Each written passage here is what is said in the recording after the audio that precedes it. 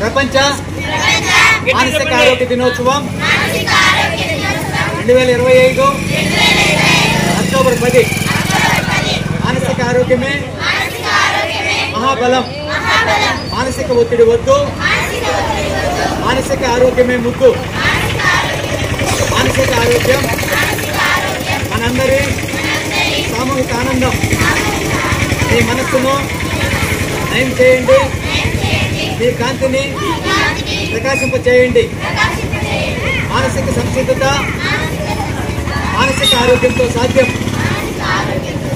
ఒంటరితనాన్ని వీడండి, సహచరుల మద్దతు స్వీకరించండి. సహాయం కోరడం బలహీనత కాదు, అది ఎదుటివారి ధైర్యము మరియు అవసరం. మానసిక ఆందోళన, ఒత్తిడి మానసిక ఆరోగ్యంతో జీవిద్దాం. కలిసి నడుద్దాం, కలిసి ఉందాం, మానసిక ఆరోగ్యాన్ని పెంపొందిద్దాం. వ్యాయామం, యోగా చేద్దాం, మానసిక ఒత్తిడిని తగ్గిద్దాం. సంపూర్ణ ఆహారంతో మానసిక ఆరోగ్యం సాధ్యం. Good mental health promotes better relationships in society. Mental health is the greatest strength. Students need education free from stress and anxiety. Providing stress and anxiety free education is the responsibility of teachers. The role of teachers is crucial in promoting mental health among students. Exercise, meditation and yoga help to achieve mental well-being. Awareness about stress management techniques is necessary. Students must be made aware of social bonds along with academics. Only through healthy life can we build the world of our dreams. Thank you. ప్రపంచ మానసిక ఆరోగ్య దినోత్సవం 2025 10. మానసిక ఆరోగ్యమే మహాబలం. మానసిక ఒత్తిడి వద్దు, మానసిక ఆరోగ్యమే ముద్దు. మానసిక ఆరోగ్యం మనందరి సామూహిక ఆనందం. మీ మనస్సును నయం చేయండి, మీ కాంతిని ప్రకాశింపచేయండి. బలమైన మనసుతో బలమైన ప్రపంచాన్ని సృష్టిద్దాం. మానసిక ఆరోగ్యానికి ప్రాధాన్యత ఇద్దాం. ఆరోగ్యంగా ఉందాం. మానసిక సంసిద్ధత మానసిక ఆరోగ్యంతో సాధ్యం. ఒంటరితనాన్ని వీడండి, సహచరుల మద్దతును స్వీకరించండి.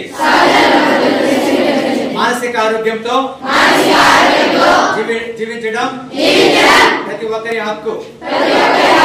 దానిని మానసిక సంతోషంతో చేద్దాం. సహాయం కోరడం బలహీనత కాదు, అది ఎదుటివారి ధైర్యం. మానసిక ఆందోళన ఒత్తిడిని మానసిక ఆరోగ్యంతో సాధిద్దాం.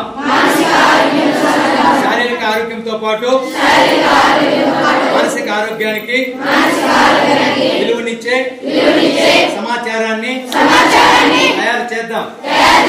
మానసిక ఆరోగ్యం కోసం ఆటలాడుదాం, పాటలు పాడుదాం, వ్యాయామం చేద్దాం, కలిసి నడుద్దాం, కలిసి ఉందాం. మానసిక ఆరోగ్యాన్ని పెంపొందించుకుందాం. వ్యాయామం, యోగా చేద్దాం, మానసిక ఒత్తిడిని తగ్గిద్దాం.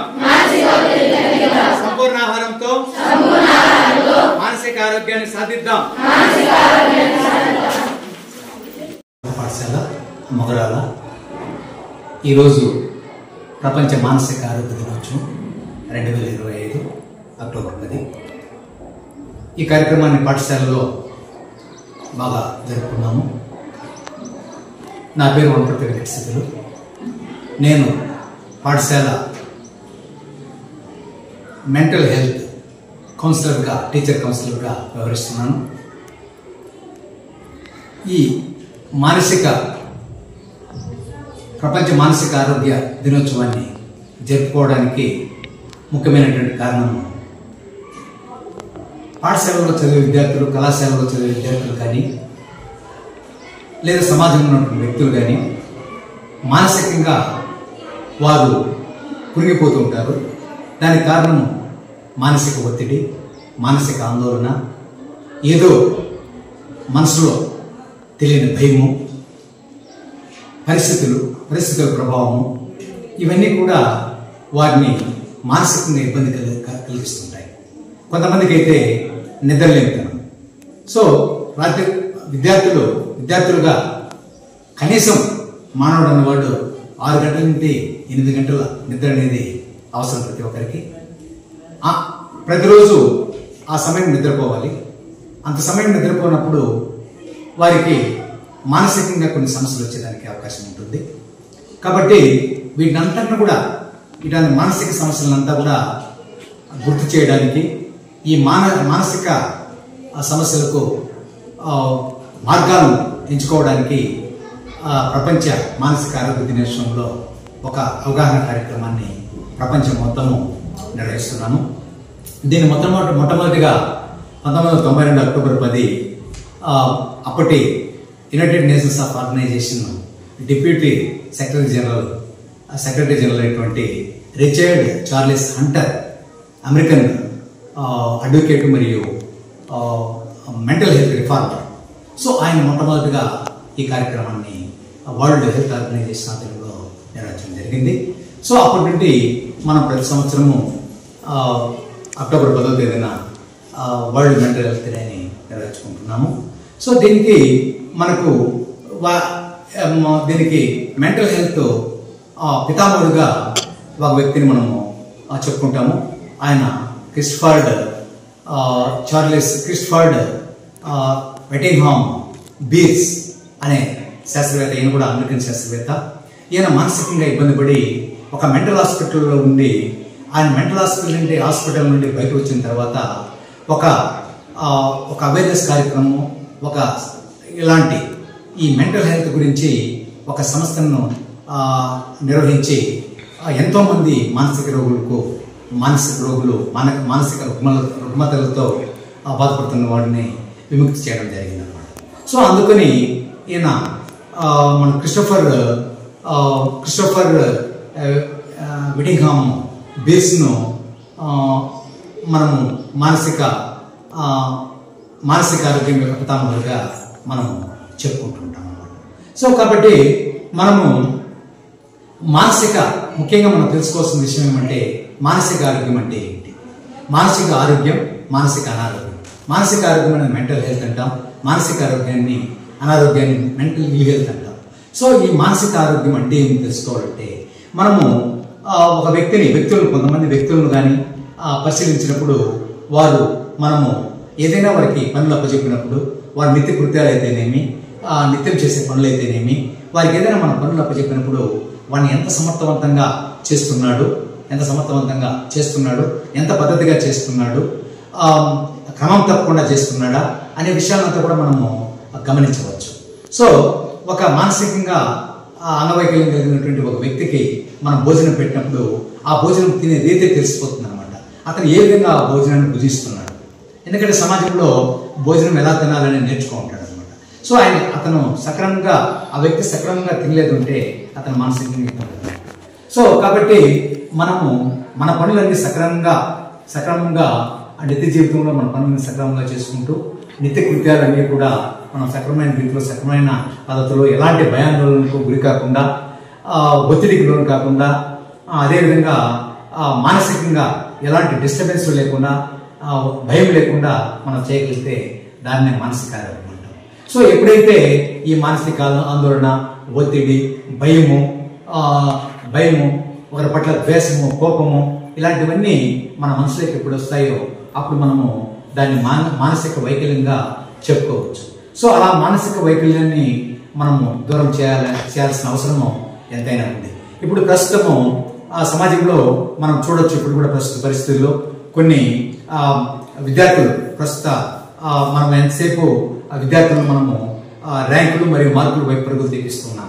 సో ఈ ర్యాంకులు మార్కులని పరుగులు తీస్తూ విద్యార్థులు కొన్ని చోట్ల అఘాయితాలు పాటుపడుతూ ఆత్మహత్య చేసుకోవడం ఇలాంటివి కూడా జరుగుతూ ఉన్నాయన్నమాట. కొన్ని సందర్భాల్లో తల్లిదండ్రులు కూడా చెప్పకుండా వాళ్ళకు భయము, అదేవిధంగా తల్లిదండ్రులను మోసం చేసి వారు ఎట్లాంటి అఘాయితాలకంతా కూడా పాల్పడడం జరుగుతూ ఉంది. కాబట్టి వీటినన్నింటినీ కూడా అధిగమించాలంటే విద్యార్థులలో భయాందోళనను, చదువు పట్ల స్ట్రెస్, ఒత్తిడిని మనం నివారించాలన్నా, చదువు పట్ల భయం అనేది పోగొట్టాలన్నా కూడా విద్యార్థులను పోగొట్టాలంటే మనము ముఖ్యంగా చేయవలసిన పని ఏమంటే ఈ మానసిక ఆరోగ్యం గురించి విద్యార్థులకు మనం తెలియజేసుకోవాల్సిన అవసరం ఎంతైనా ఉంది. విద్యార్థులను ఫ్రీ ఎన్విరాన్మెంట్లో చదివేదానికి మనం ప్రయత్నించాలి. సో ఒక విద్యార్థి మన పాఠశాలలో కూడా ఒక విద్యార్థి ఒక ముభావంగా ఉన్నాడు అనుకో ఒక తరగతి గదిలో, అప్పుడు వెంటనే ఉపాధ్యాయుడు ఆ విద్యార్థిని గమనించి ఏం చెప్తాడు, ఏనన్నా నువ్వేం బాధగా ఉన్నావే, ఏంటి నీ సమస్య అని అడిగి తెలుసుకోవడం జరుగుతూ ఉంటుంది. అంటే అర్థం ఏంటి, ఆ విద్యార్థి ముభావంగా ఉన్నాడంటే కారణమేమి, ఆ వ్యక్తికి ఏదో మనసులో భయాందోళన ఉంది, ఒత్తిడి ఉంది, ఏదో భయం ఉంది అనే విషయాన్ని మనము గ్రహించవచ్చు.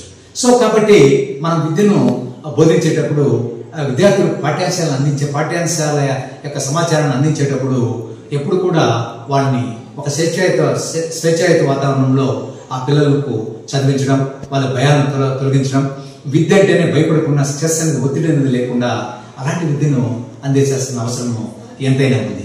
కాబట్టి ఇలాంటి విద్యార్థుల్లో మానసిక ఆరోగ్యాన్ని పెంపొందించడానికి మన పాఠశాలలో చేయాల్సినటువంటి అనేక కృత్యాలు ఉన్నాయి. ఏం చేస్తాం, ప్రధానంగా మనము